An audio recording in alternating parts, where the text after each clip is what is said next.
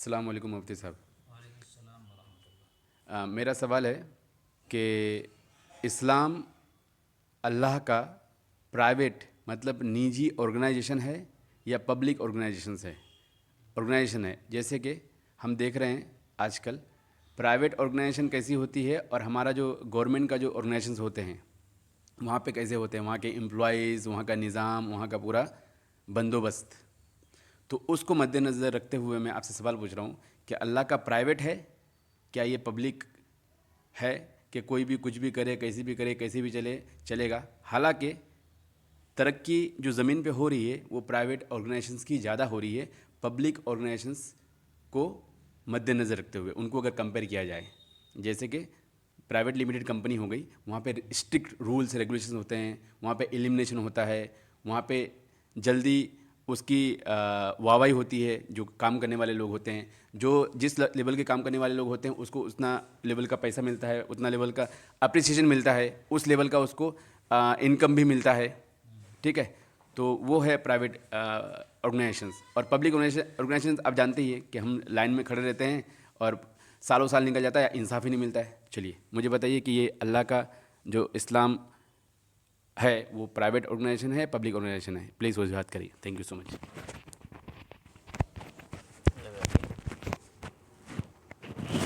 جی میں جہاں تک آپ کی بات سمجھ رہا ہوں، اگر میں صحیح ہوں تو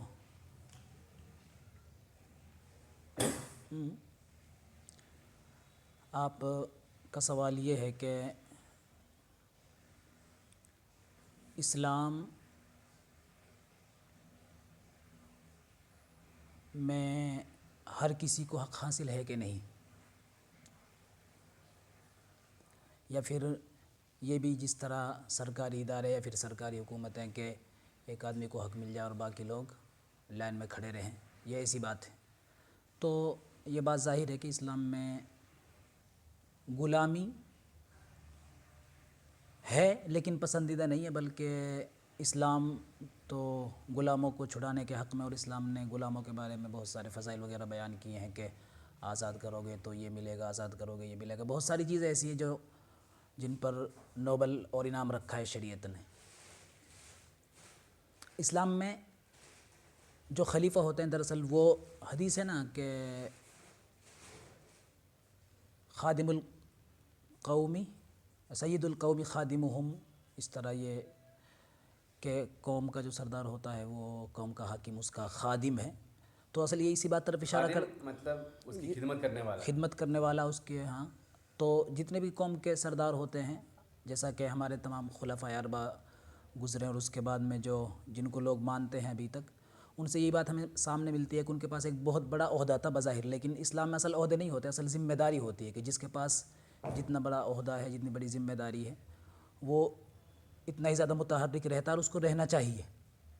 اسلام میں یہ چیز پسندیدہ نہیں ہے کہ کسی ایک کو پورا حق دے دیا جائے اور لوگ اس کے پیچھے گھومیں، بلکہ اسلام ہر ایک کو مکمل آزادی دیتا ہے اور مکمل جو اختیارات ہے وہ حاصل کر سکتا ہے. اسلام اس کے حق میں نہیں ہے کہ آدمی کسی کے پیچھے گھومے.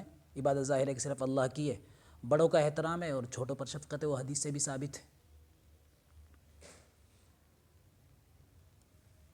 تو یہ نجی، یہ سب جو پورا سدھانت ہے، جو رولس ریگولیشنز، یہ اللہ کا نجی ہے، یا تو اس کے اوپر سب کو چلنا ہوگا.